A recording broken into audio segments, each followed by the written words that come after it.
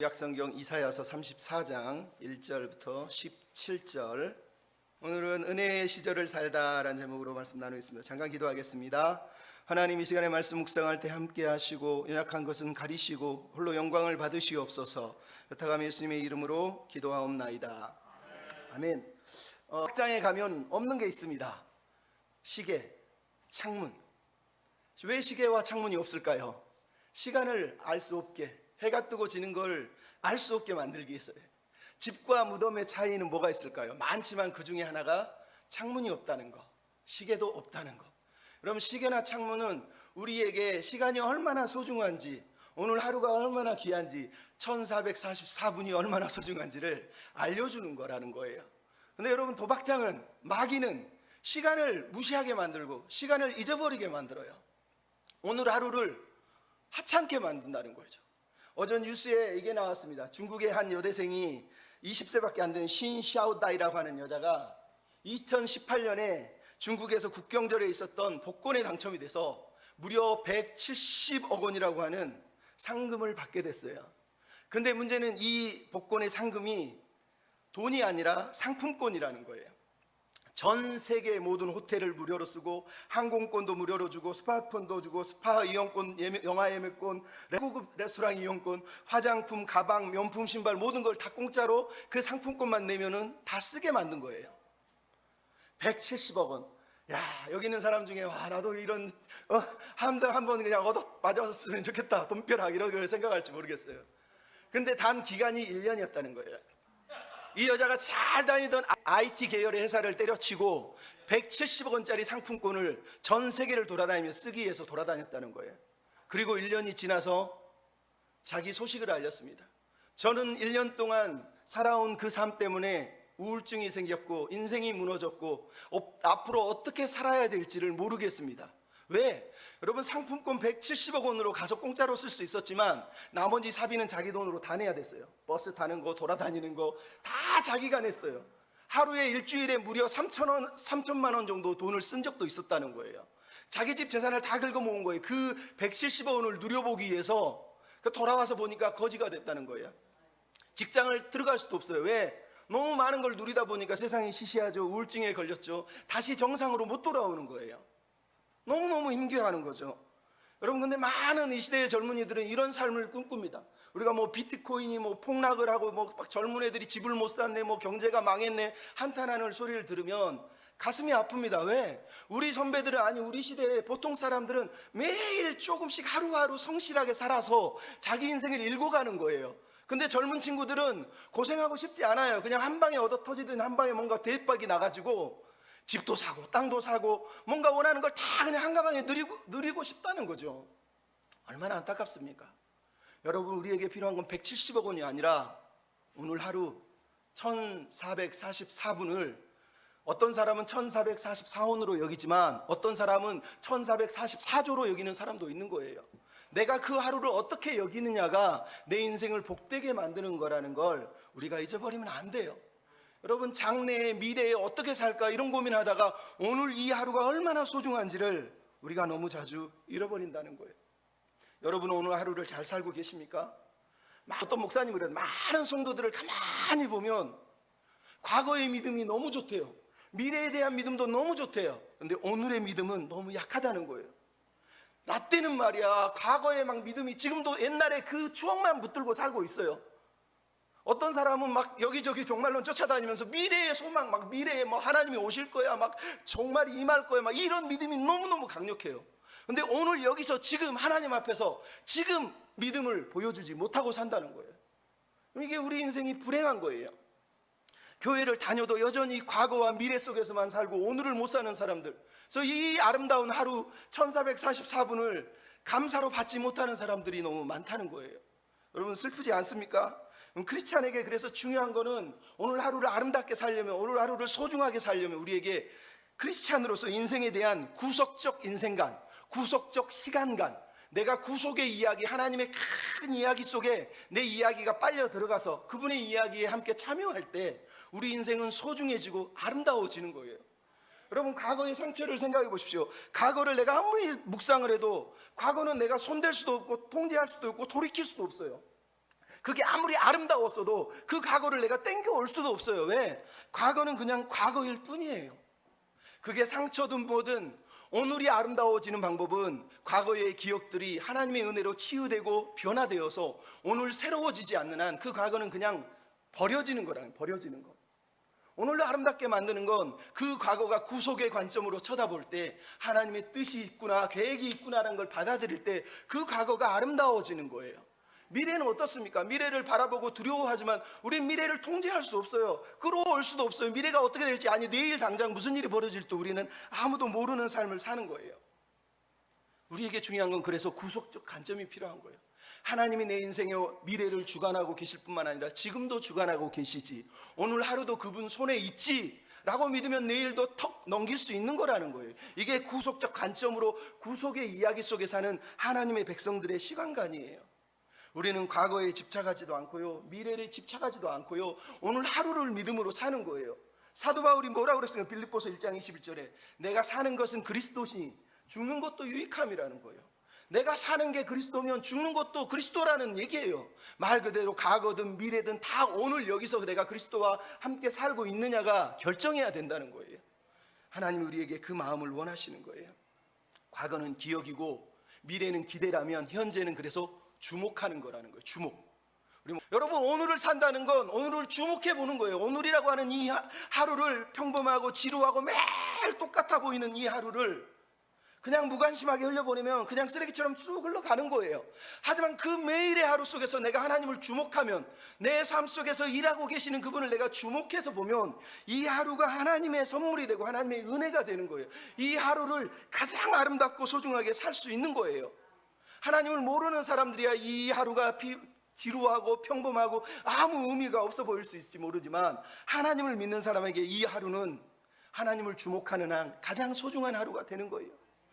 18세기에 신학자였던 장 피에르 코사드라고 하는 사람이 이런 얘기를 했어요. 가장 큰 일 속에만 아니라 가장 작고 평범한 일 속에서도 하나님을 발견하려면 숭고한 믿음이 필요하다. 현 순간 속에서, 지금 이 순간 속에서 자족을 누리려면 연속되는 모든 일들을 행하고 겪으면서 그 속에서 하나님의 뜻을 즐거워하고 사모해야 한다. 그것이 현재의 순간에 대한 우리의 본분이다.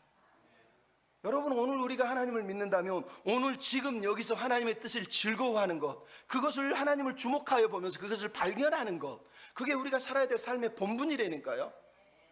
내 본분이 과거에 있는 게 아니에요. 미래에 있는 게 아니라 여기 지금 있는 거예요. 선한 청지기 미래에 하지 말고 과거에 했다고 말하지 말고, 라떼는 말이 아무 의미가 없는 거예요. 오늘 여기서 하나님이 원하는 선한 청지기로 사는 거예요. 그러려면 하나님을 주목하여 보면 이 하루가 선물이에요. 선물. 선물로 여기면 1444분이 너무 소중하지만 상품권으로 여기면 하찮은 거예요.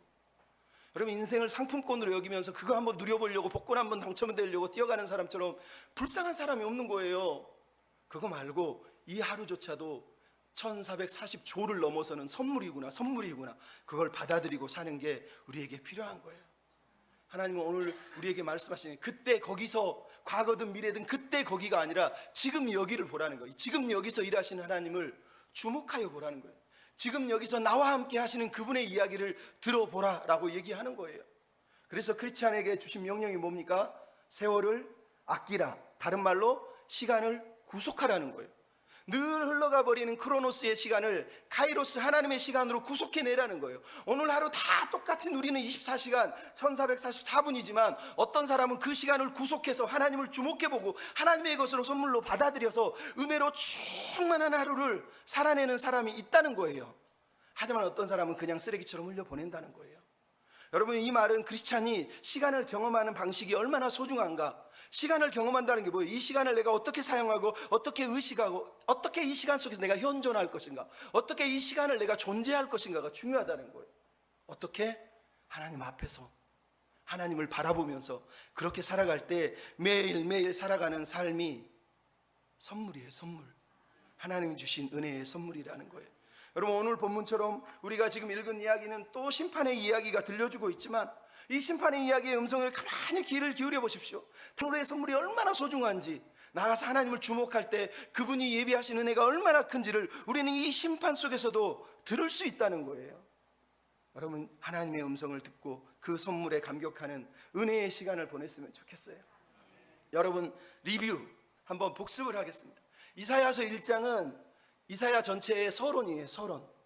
이사야 1장부터 12장은 예루살렘 유다에 대한 하나님의 심판과 구원의 이야기예요. 13장부터 23장은 열방을 심판하시겠다고 하는 하나님의 심판의 이야기예요.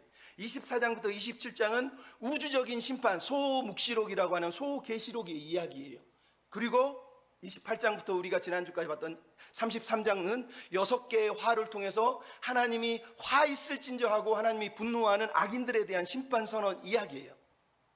그리고 이제 34장, 35장이 나오고 그 다음에 36장, 39장이 나오고 그리고 40장부터 66장이 나옵니다.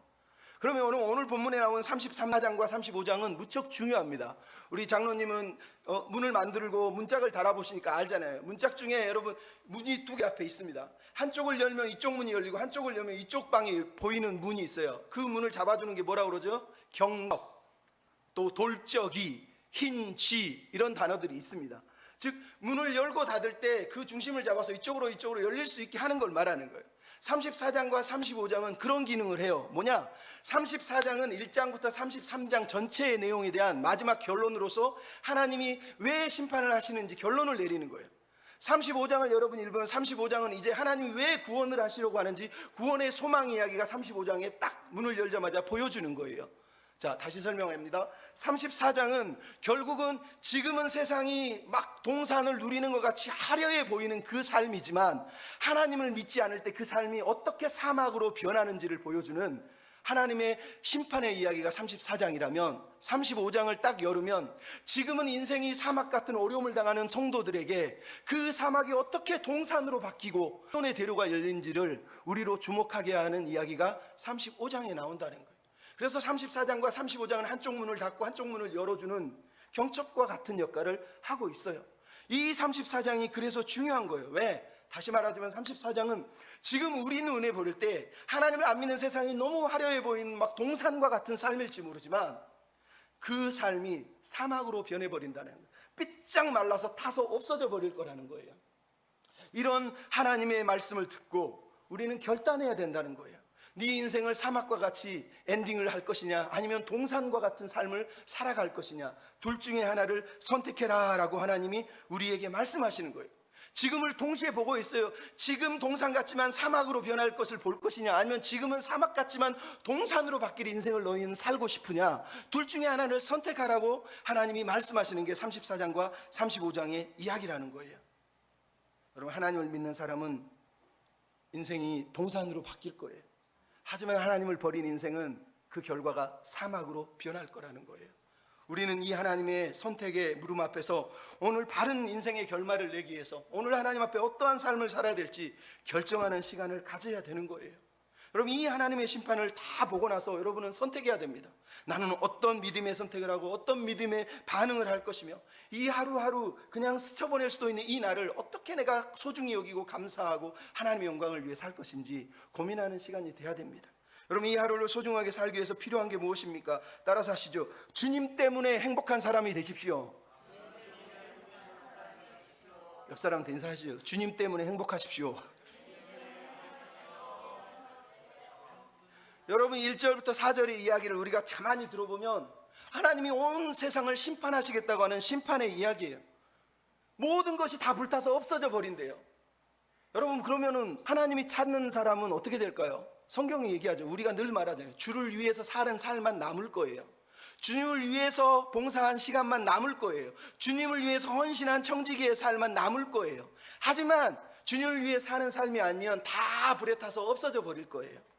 하나님이 원하는 삶을 살려면 그래서 주님 때문에 행복한 사람이 돼야 되는 거예요. 여러분 오늘 보면 1절에 뭐라 그럽니까? 들을지어다 귀기를지어다 들을지어다. 제대로 좀 들으라는 거예요. 하나님을 안 믿는 세상을 향해 말하는 거예요. 하나님의 심판이 다가오는데 들으라 들으라 들으라. 여러분 하나님의 음성에 귀를 기울이는 은혜가 있어야 돼요. 영적 보청기가 필요한 거예요. 여러분 어떤 할아버지 2명이 앉아가지고 얘기를 하는데 한 할아버지가 그랬어요. 야, 나 보청기 엄청 비싼 거 좋은 거 샀어. 너무 기분이 좋아. 그랬더니 옆에 할아버지가 그랬어요. 그거 얼만데? 그랬더니 12시네. 여러분 이게 보청기를 좋은 거 샀다는데 왜 12시가 나오냐고요. 얼마냐고 물어본 거예요. 여러분, 하나님을 믿는 사람이 이렇게 살면 안 돼요. 영적인 보청기를 제대로 껴서 들어라 들어라 들어라 귀 기울여 할 때 우리가 하나님의 음성을 들어야 되는 거예요. 여러분, 오늘 보면 1절의 말씀이 이미 이사야 1장 2절에도 나왔어요. 하늘이여 들으라, 땅이여 들으라. 하나님이 심판을 선언할 때 항상 하는 선언이에요. 온 세상은 들을지어다. 오늘 본문에 하나님이 법정에 세운 피고인들, 열국, 민족, 땅에 충만한, 세계에 충만한 모든 온 세상 모든 만물은 다 귀를 기울이라는 거예요. 너희를 심판하겠다는 거죠. 심판의 내용이 뭡니까? 2절에 진멸하고 사륙한다는 거예요. 여기서 진멸이라는 단어는 히브리어로 헤렘입니다. 헤렘은 신학자들이 가장 중요하게 여기는 단어 중에 하나인데, 하나님이 하나님의 것이기 때문에 다른 사람은 손대면 안 되고 하나님이 그것을 다 폐기 처분하든지 하나님 것으로 구별하는 둘 중에 하나를 하는 거예요. 그래서 헤렘이라는 말은 하나님의 백성에게는 잘 안 쓰고, 보통은 여리고성을 정복할 때 이건 헤렘이다 손대지 마 라고 했을 때 그 헤렘처럼 다 진멸해서 없애는 걸 헤렘이라 그래요. 오늘 본문에 하나님의 세상을 심판하시면서 헤렘을 선언했다. 헤렘, 말 그대로 다 진멸해서 없애버리겠다고 선언하신 거예요. 그럼 얼마나 비참합니까? 그 형집행의 결과가 뭡니까? 온 땅에 시체 썩는 냄새가 들끈다고 삼합니다. 여러분, 고대 근동에서 시체를 무덤에 이렇게 장사를 못 지낸다는 건 가장 수치스러운 일이에요. 근데 지금 말하잖아요. 온 땅에 사체가 널브러져 있고 시체 썩는 냄새가 난다는 거예요. 뿐만 아니라 뭐라 그러죠? 만상이, 하늘 만상이 모든 것들이 뒤틀리고 말려서 쇠잔에서 없어진다고 얘기하는 거예요. 그게 2절과 4절에 나와요. 여기서 만상이란 단어는 사실은 천군 천사할 때 그 최바 만군을 얘기하는 거예요. 즉 하나님이 심판한 마지막 날에 하늘의 달이고 별이고 세상의 모든 만군을 하나님이 다 말릴 것이다 라고 말씀하는 거예요. 여러분, 이 말을 잘 들어보십시오.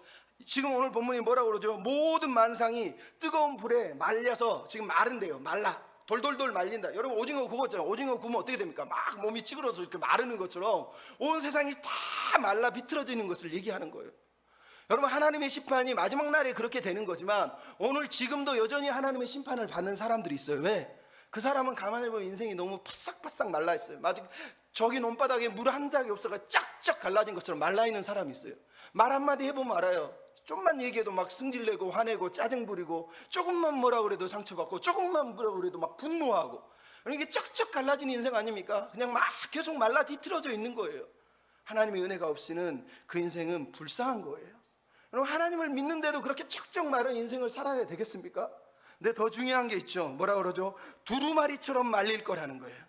여러분, 이 말은 가만히 생각해 보면 지금 하나님이 인생의 세상의 마지막 이야기를 다 읽고 나서 고대 근동에 우리랑 책이 틀려, 우리는 책을 이렇게 덮지만 고대 근동은 다 읽으면 어떻게 해요? 두루마리를 마는 거예요.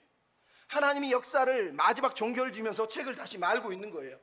덮는 거, 이제 끝이다, 이제 더 이상 필요 없다 그러면서 세상 마지막 종언을 선언하고 있는 게 바로 이게 돌돌 말고 있다라는 뜻이라는 거예요. 그럼 이게 하나님이 지금 하시는 일이에요.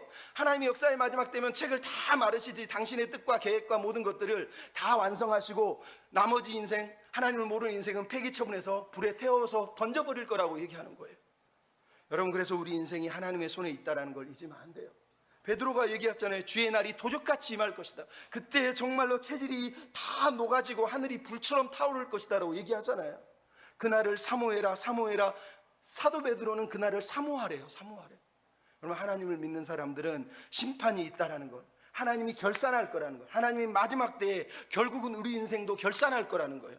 내가 살아온 삶의 이야기를 들어보고 책을 마르실지, 아니면 잘했다 칭찬하실지, 내가 살아낸 삶의 열매들을 보고 잘했다 하실지 던져버리실지, 하나님 앞에서 결산할 날이 올 거예요. 여러분은 어떻게 살고 싶습니까? 옛날에 만리장성이라고 하는 중국집 짜장면집을 하는 어머님이 있었는데, 아들이 학교에서 시험 보고 왔어요. 야, 오늘 시험 잘 봤냐? 어머니, 시험 잘 봤습니다. 2개 틀렸습니다. 뭘 틀렸냐? 뭔 문제였냐? 하나는 보통의 반대말이 뭐냐 그래서 틀렸습니다. 왜 틀렸냐? 곱빼기라고 썼습니다. 야, 이놈아! 그 좀 있다가 또 뭘 틀렸냐? 영어인데 서비스 단어를 몰라서 틀렸습니다. 왜? 서비스 뜻이 뭐냐 그래서 군만두라고 얘기했습니다. 이게 하나님이 우리를 결산하실 때 우리가 그렇게 대답하면 되겠습니까? 하나님이 우리를 결산하실 거예요. 죄의 삭은 사망이요 하나님의 은혜는 예수 그리스도 안에 있는 영생이니라. 한 번 죽는 것은 사람에게 정해진 것이요 그 후에는 심판이 있으리니. 여러분, 우리가 다 알잖아요. 맨날 얘기하잖아요. 심판은 피할 수 없습니다. 오직 하나, 예수 그리스도 외에는. 예수 그리스도께 달려가고 그분에게 피하지 않으면 피할 수가 없어요. 결국은 우리가 하늘이 체질처럼 불에 녹아지든 우리 인생이 돌돌 말리든 심판을 당할 때 우리에게 꼭 있어야 될 건 딱 한 가지예요. 예수 그리스도에 대한 믿음이에요. 돈은 아무 소용이 없어요. 명예도 아무 소용이 없어요. 돈으로도 못 가요. 하나님 나라 아무것도 못 가요. 예수님이 계셔야 돼요. 찬양하잖아요. 빛이 없어도 환하게 다가오시는 주님, 당신이 있으므로 나도 있고 당신의 노래가 머물므로 나는 부를 수 있어요. 나는 없어도 당신이 곁에 계시면 나는 언제나 있습니다. 나는 있어도 당신이 곁에 없으면 나는 언제나 없습니다. 여러분, 우리 인생은 예수 그리스도 안에서만 소망이 있다는 걸 잊어버리면 안 돼요. 저 불타서 없어버릴 세상을 위해 충성하지 말고 누구를 위해 충성하겠습니까? 하나님을 위해서 예수 그리스도의 그 생명의 이야기 속, 구속의 이야기 속에 들어가서 그분의 나라를 위해서 오늘 하루 성실하게 살아내야 되는 거예요. 이 내 인생의 마지막 페이지를 하나님이 닫으실 때 잘했다 칭찬 듣는 그런 인생을 산다면 얼마나 행복하겠습니까? 여러분의 인생은, 내 인생은, 우리 인생 이야기가 아니라요, 하나님의 구속 이야기 속에 포개어질 이야기예요. 내가 그분의 이야기 속에 들어가서 그분이 쓰시는 이야기의 한 줄 한 이야기가 될 때 우리 인생의 이야기는 영원히 기억되고 영원히 영광받을 이야기가 되는 거라니까요. 그래서 우리에게는 은혜가 필요한 거예요. 아름다운 이야기가 있네. 구세주의 사랑 이야기. 그 이야기가 내 이야기가 되지 않는 한 소망이 없는 거예요. 여러분, 목사 두 사모의 간증을 유튜브로 올려줬잖아요. 저기 일산 기쁨이 있는 교회 목사님 사모가 된 자두라고 하는 가수 이야기. 내용 나오지 않습니까? 젊었을 때 잠깐 교회는 다니긴 했는데 너무 가수로 유명해지고 어린 나이에 너무 잘 나가다 보니까 자기 힘으로 가수가 된 줄 알고 영광을 누리는 줄 알고 그렇게 막 살다가 나중에 어려움을 당하니까 또 죽고 싶어가지고 막 괴로워하다가, 그러다가 남편이 자기를 좋아한다고 하는데 미국 사람이 갑자기 좋아해서 우연히 또 만나서 사귀게 됐는데 나중에 사모가 된다는 얘기를 듣고 난 자격이 없어. 그랬더니 남편이 괜찮아 이렇게 해주는 게 아니라 예수님의 사랑 이야기, 예수님의 십자가 이야기를 들려주면서 우리 자격 있는 사람이 아무도 없어. 근데 예수님이 우리를 살리려고 대신 죽으신 거야. 그분 때문에 내가 당신을 사랑하는 거야. 사모되라고 사랑하는 게 아니야. 사실은 그 얘기를 했다는 거예요. 그 이야기를 듣고 이분이 거기서 마음이 깨어져서 둘이 엉엉 울면서 그래, 같이 하나님 나라를 위해 살자 이랬다는 거 아닙니까? 여러분, 자기 인생을 돌아보십시오. 과거의 이야기, 슬프고 괴롭고 언제 또 화려한 날을 누려볼까? 그렇게 살면서 난 자격 없어. 하지만 예수님의 사랑 이야기 속에 들어가니까 나 같은 사람도 사랑하시잖아요. 그래서 삶이 은혜가 넘친다고 얘기하잖아요. 그러면 그 유튜브의 마지막에 편지를, 하나님께 쓴 편지 내용이 이랬습니다. 사랑하는 하늘 아버지, 이전부터 편지인지 일기인지 모를 많은 이야기들을 주님께 띄워서 그 이야기들을 책처럼 엮는다면 지금 이 글도 그 가운데 한 페이지가 되겠네요. 지난 페이지를 들춰보니 하늘 아버지 참 고생하셨습니다. 저 때문에 제가 얼마나 아버지 속을 많이 썩였는지, 고집을 많이 부렸는지, 주님을 외면한 적도 있고 손을 뿌리친 적도 있고 도망도 갔고 원망도 했고 불평도 했고 정직하지 못했고 해야 될 일을 하지 못했고 하지 말아야 될 일을 했고 지체시킨 일들 너무 많고 주님 보실 때 주님보다 앞서 망친 일들이 너무너무 많습니다. 저는 정말 실수투성이입니다. 그런데 주님이 이제껏 다 수습해 주셨네요. 이런 저를 매번 오래 참고 기다려 주셨네요. 주님이 개입하시지 않은 날이 단 하루도 없었네요. 주님이 보호해 주시지 않은 날이 단 하루도 없었네요. 주님 매 순간 건져주셨고 매 순간 위로하셨고 매 순간 공급하셨네요. 주님이 세우셨고 이끄셨네요. 주님이 다 하셨네요. 나는 정말 주님 없이는 아무것도 아니네요. 이제는 제가 할 수 있는 거 그 어떤 걸로 감사를 표현할 수 없지만 오직 주님이 아시는 나의 신령과 진정으로 주님을 송축하고 감사하고 주님의 영광을 드러내며 살겠습니다. 여러분, 이게 편지 내용이 자기 인생의 이야기를 생각해보면 서럽죠. 하나님의 이야기 속에 들어가서 들어보니 주님이 계시니 너무 행복해졌잖아요. 여러분, 세상은 다 사라져도 주님의 은혜 안에 주님으로 행복한 사람들의 삶은 남을 거예요. 주님 때문에 행복한 사람들이 되셨으면 좋겠습니다. 두 번째 따라 합시다. 주님의 신혼의 때를 기다립시다. 신혼부부가 되라는 뜻이 아니고 신원, 신원이 뭔지 아시죠? 억울한 일을 풀어주신다라는 뜻이에요. 신원. 8절에 나와요. 주께서 보복하시는 날이요 시온의 송사를 신원하시는 해라. 여러분 지금 5절부터 15절까지 나오는 내용이 뭐냐? 하나님이 하나님의 백성들의 온통함을 신원해 주신다는 거예요. 억울함을 풀어주실 거라는 거예요. 풀어주실 날이 정해져 있다는 거예요. 그 날을 믿는다면 지금 좀 억울해도, 지금은 사막 같아 보여도 기다리라는 거예요. 참으라는 거예요. 그러면 하나님이 마침내 심판하시고 신원해 주실 거예요. 억울함을 풀어주실 거라고 얘기하는 거예요. 여러분 오늘 본문의 상집행자이신 하나님께서 지금 뭐라고 했습니까? 5절 6절에 여호와의 칼이, 진멸하시는 칼이 손에 들려있다고 말합니다. 하나님 지금 칼을 들고 하나님의 백성을 대신해서 이제 일어나 싸우시는 얘기를 하고 있어요. 그리고 6절에 뭐라고 그러죠? 여호와를 위한 희생제사가 준비됐다는 거예요. 즉 하나님을 대적한 원수들, 특히 에돔 족속들을 하나님이 희생제사로 불태워서 칼로 쪼개서 죽이듯이 다 태워 버릴 것이다 라고 말씀을 하고 있는 거예요. 그 칼이 만족했다고 얘기하는 거예요. 여러분 하나님을 모르는 인생은 그 누구도 피할 수 없어요. 여호와의 칼, 분노의 칼, 심판의 칼. 그 칼은 다른 양이 아니라, 다른 소가 아니라 그 범죄자들을 다 칼로 쪼갠다고 말하는 거예요. 여러분 이 얘기를 들을 때 우리가 그래서 감사하는 거예요. 왜? 우리에게는 이사야 53장이 있잖아요. 우리 대신 끌려가신 어린 양, 우리 대신 도살당하신 어린 양이 있잖아요. 오늘 본문에 나오는 6절 7절의 내용에 도살장으로 끌려가고 있는 이 사람들을 보십시오. 얼마나 비참합니까? 근데 하나님은 우리를 살리시려 자기 아들을 도살장으로 보내시고 우리 대신 그가 찢겨 죽으셨다는 걸 우리는 이 본문을 읽을 때마다 감사하지 않을 수가 없어요. 그 마지막 날에도 하나님은 예수님을 보고 그 피를 보고 우리를 용서해 주실 거 아닙니까? 어쨌든 오늘 본문에 하나님이 그래서 심판하십니다. 근데 심판의 대상이 누굽니까? 5절 6절 7절 9절에 에돔이라고 써 있습니다. 여러분 지금 온 세상을 심판하겠다는 하나님이 갑자기 에돔을 심판하겠다고 말하는 거예요. 여러분 왜 에돔일까요? 시온의 송사, 즉 시온의 억울한 일을 가장 많이 억울하게 만든 존재가 아수르도 있고 바벨론도 있고 모압도 있고 애굽도 있는데 하나님은 지금 에돔이라고 말씀하고 있는 걸 기억할 필요가 있어요. 왜 에돔입니까? 여러분 창세기 25장에 누가 나옵니까? 야곱의 형 에서가 나옵니다. 야곱의 형 에서가 낳은 자식들이 평생 야곱의 아들들인 이스라엘 사람들을 대적하고 하나님의 뜻을 반대했어요. 심지어 민수기에 보면 하나님이 가나안 땅으로 이스라엘 백성을 데리고 가는데 에돔 족속들이 몰려와가지고 그들을 반대하고 그들의 길을 가로막았어요. 뿐만 아니라 이스라엘 역사 내내 에돔은 이스라엘 백성들을 노예로 팔고 인신매매를 하고 사람을 처참하게 팔아넘긴 아주 못된 인간이에요. 그래서 성경에는 이스라엘 대적하는 가장 나쁜 철천지 원수가 두 민족이 나와요. 하나는 에돔, 하나는 아말렉이에요. 아말렉은 어디서 나오냐? 에스더에 보면 하만이 아말렉 족속이에요. 아말렉이에요. 또 하나는 헤롯 성전을 지은 헤롯, 이둠의 에돔 사람이에요. 에돔의 후손이에요. 여러분 헤롯이라고 하는 사람은 하나님의 성전조차 세상 성전으로 바꾸는 에돔의 족속으로 그렇게 끝까지 살아남아서 하나님의 뜻을 반대한 거예요.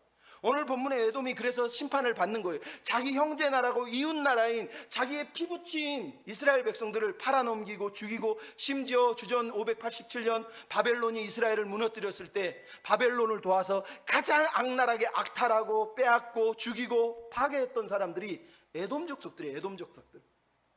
그래서 하나님이 온 세상의 범죄자들의 대표자로 에돔 족속을 멸하겠다고 말씀하는 거예요. 여러분 에돔이 누굽니까? 말 그대로 하나님의 꿈과 비전을 참을 수 없어요. 그 비전을 꼭 막아야 돼요. 하나님의 뜻을 무조건 막아야 된다고 생각하는, 하나님을 대적하는 무리예요. 에돔이 누굽니까? 사람을 팔아서라도 돈으로 명예를 누리고 부를 누리고 살아야 되겠다고 말하는, 세상의 부와 명예에 취해 사는 사람들을 말하는 거예요. 하나님께서 그들을 싹 쓸어버리겠다는 거예요. 여러분 이게 하나님의 마음에 9절로 10절에 그래서 나오는 게 뭡니까? 소돔과 고무라처럼 역청이 유황이 막 벌벌 불타서 온 땅이 불에 타 사가라져 없어지는 내용이 얘기합니다. 11절로 15절에는 뭐가 나옵니까? 땅에 사람이 살지 못하고 들짐승들이 막 모여 사는 모습을 우리에게 보여주고 있어요.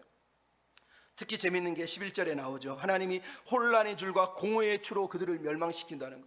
여러분 혼란의 줄, 공허의 추가 뭡니까?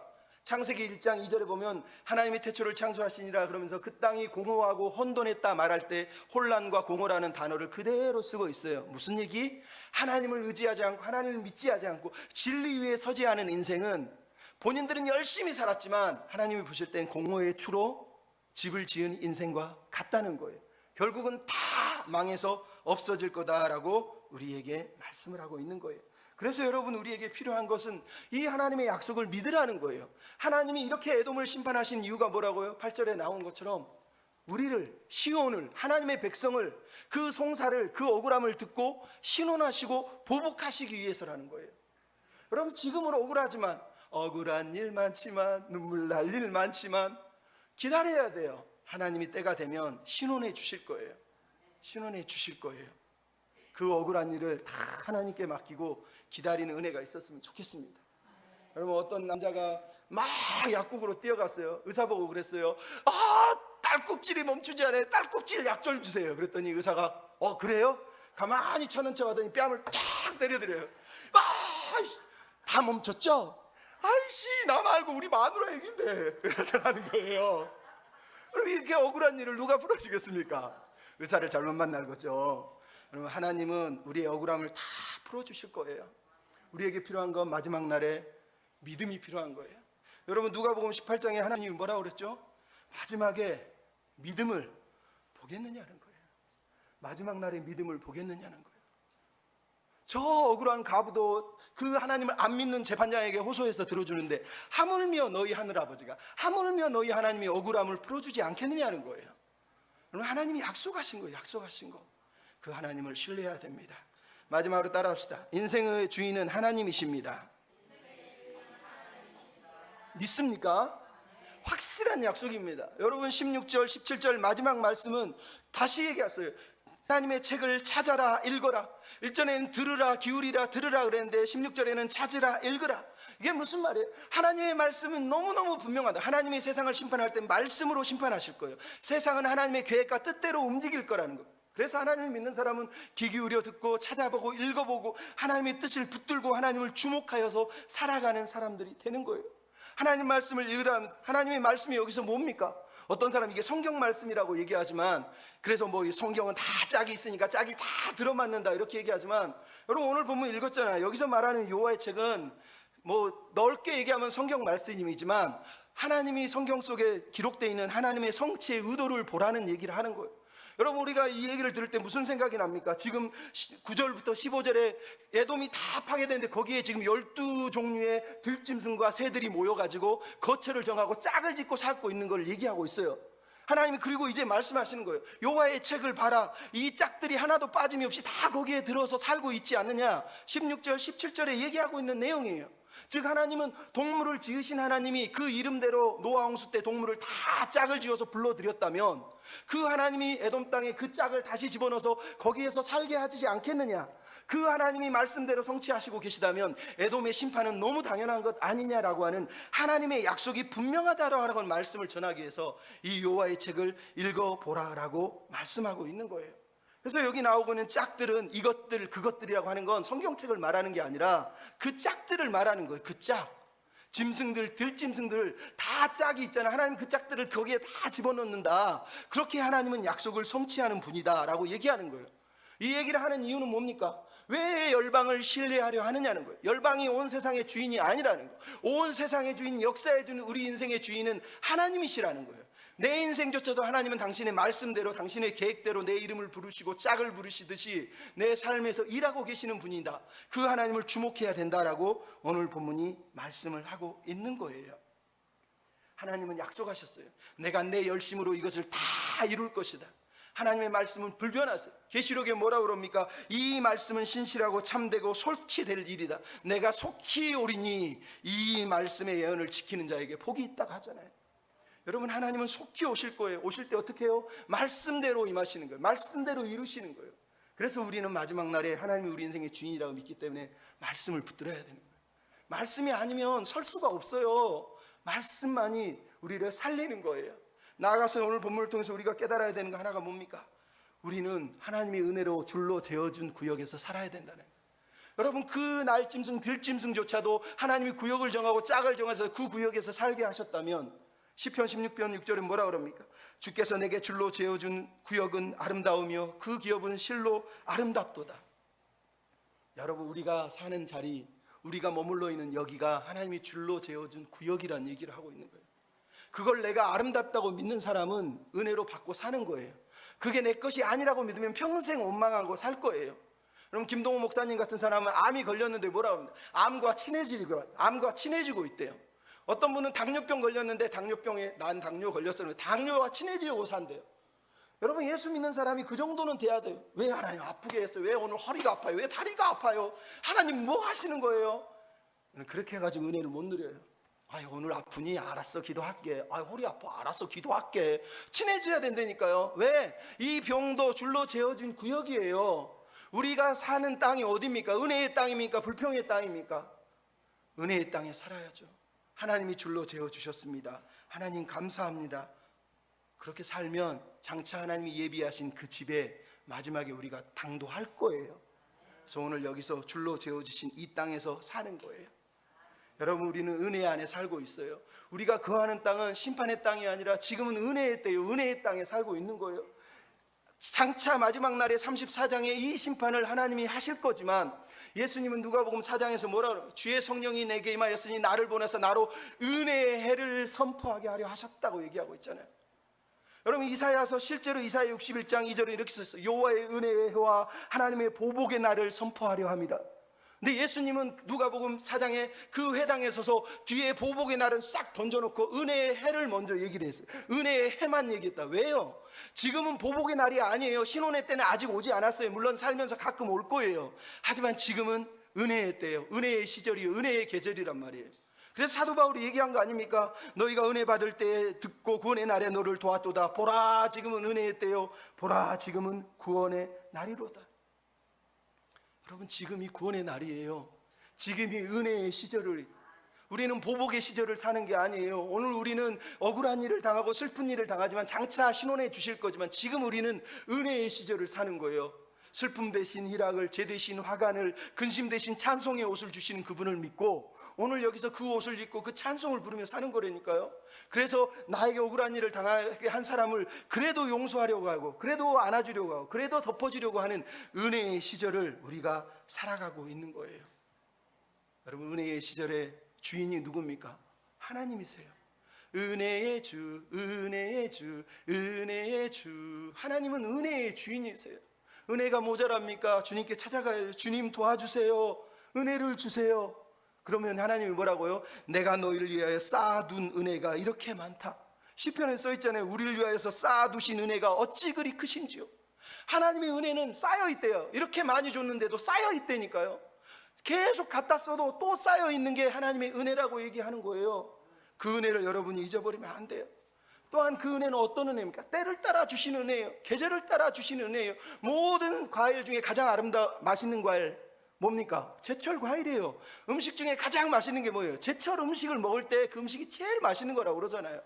우리 인생도 마찬가지예요. 내 인생이 그 계절을 지나가고 있는 거예요. 하지만 그때 그 시간에 그 때를 따라서 하나님은 우리에게 가장 아름답고 가장 귀한 곳으로 우리 영혼을 채워주실 거예요. 그래서 이 날은 소중한 날, 감사한 날, 이렇게 살아가는 거예요. 미국에 김충건이라고 하는 장로님 한 분이 계시는데 열심히 하나님 섬기다 어느 날 간경화로 쓰러졌는데 거의 죽을 것 같아서 죽는다고 사형 선고를 받았는데 은혜로 살아났어요. 살아나고 나서 나는 은혜를 기억하고 싶어 하고 한 일이 뭐냐? 코털을 길렀다는 거예요. 코털을 왜 그럴까요? 간경화로 숨이 넘어가 죽을 뻔한 그 사람을 숨을 쉬게 하는 그 콧돌이 움직일 때마다, 숨 쉴 때마다 콧돌이 들어왔다 나갔다는 걸 느끼면서 내가 은혜로 살지, 내가 은혜로 살지, 은혜로 살지. 여러분, 콧돌 하나에도 은혜를 기억하는 힘이 있다니까요. 근데 우리는 이 많은 걸 다 누리고 교회에서 와 있는데도 은혜를 못 받네. 은혜가 뭔지 모르겠다네. 여러분, 그렇게 살아서야 되겠습니까? 은혜의 콧돌, 은혜의 기억장치, 여러분 있지 않습니까? 다 교회만 들어와도 권사님 얼굴만 봐도 은혜네, 목사님만 딱 봐도 은혜네. 기억을 해야죠. 기억. 그런 은혜의 삶을 살았으면 좋겠어요. 그럼 배우 신혜라 씨가 이런 얘기를 한 적이 있어요. 신혜라 누군지 아시죠? 차인표 씨 부인이에요. 인생을 살 때 수많은 어려움을 당합니다. 제가 저를 돌아보도 하나님이 왜 이런 일을 허락하셨지 생각할 때 답답하지만 저는 지금 저를 돌아보면서 하나님이 허락하신 이유가 있겠지 하고 하나님을 믿습니다. 그러면 무슨 일이 받아들일 수 있기 때문입니다. 그래서 저는 매일 범사에 기뻐하고 감사하고 기도하며 살려고 합니다. 나는 환경을 바꿀 수는 없지만 나는 반응할 수 있고 선택할 수 있고 주목할 수 있습니다. 여러분, 이게 우리가 할 일이에요. 환경은 못 바꿔요. 과거든 미래든 못 바꿔요. 하지만 내가 할 수 있는 게 있어요. 하나님을 주목하는 거예요. 그분에게 반응하는 거예요. 나 여기 있어요 하나님, 나를 구해주셔서 감사해요 하나님, 이러면서 살 수 있지 않겠습니까? 그럼 제가 좋아하는 드라마 중에 도깨비가 있습니다. 도깨비라고 하는 드라마는 신과 인간의 사랑 이야기잖아요. 거기에 이런 대사가 나와요. 얼마나 은혜인지 몰라요. 왜? 하나님 생각이 나요. 생이 나에게로 걸어온다, 죽음이 나에게로 걸어온다, 생으로 사로 너는 지치지 않고 걸어온다. 그러면 나는 이렇게 말하고야 마는 것이다. 서럽지 않다. 이만하면 되었다. 된 것이다. 너와 함께한 시간 모두 눈부셨다. 날이 좋아서, 날이 좋지 않아서, 날이 적당해서 모든 날이 좋았다. 여러분, 우리가 은혜의 시절을 사는 거예요. 날이 좋지 않아도 은혜고요, 날이 좋아도 은혜고요, 모든 시절이 하나님의 손에 있기 때문에 은혜인 거예요. 여러분, 우리는 하나님의 시간을 살아내야 됩니다. 이 크로노스의 시간, 흘러보내는 시간을 카이로스의 시간으로 하나님께 구속해서 올려드려야 돼요. 그러려면 우리에게 필요한 게 주님만으로 만족합니다 고백해야 돼요. 주님 안에서만 행복해야 돼요. 그 주님으로 인해서 기뻐해야 돼요. 그리고 주님이 마지막에 신원해 주실 거라고 믿어야 돼요. 그날 내 억울함을 다 풀어주실 거예요. 믿고 참는 거예요. 나아가서 오늘 우리 인생의 주인, 내 인생의 주인은 하나님이세요. 내 인생의 봄도 여름도 가을도 겨울도, 좋았던 날 나빴던 날 모든 시간도 하나님의 은혜의 시간들입니다. 감사했으면 좋겠고, 감사합니다 고백하면서 은혜로 승리한 저라고 됐으면 좋겠습니다. 우리 은혜같이 찬양하고 기도하고 마치겠습니다. 내가 누려왔던 모든 것들이, 내가 누려왔던 모든 것들이, 내가 지나왔던 모든 시간이, 내가 걸어왔던 모든 순간이 당연한 것이 아니라 은혜입니다. 당연한 것 아니라 은혜였어. 아침 해가 뜨고 저녁에 노을, 아침 해가 뜨고 저녁에 노을, 봄의 꽃향기와 가을의 열매, 변하는 계절의 모든 순간들이, 변하는 계절의 모든 순간이 당연한 것이 아니라 당연한 것 아니. 2절, 내가 이 땅에 태어나서 사는 것, 내가 이 땅에 태어나 사는 어린 시절부터 지금 이 순간까지, 어린아이 시절과 지금 숨을 쉬며 살며 꿈을 꾸는 것도, 숨을 쉬며 살며 꿈을 꾸는 당연한 것이 아니라 은혜입니다. 당연한 것 아니라 은혜여, 모든 것이 은혜입니다.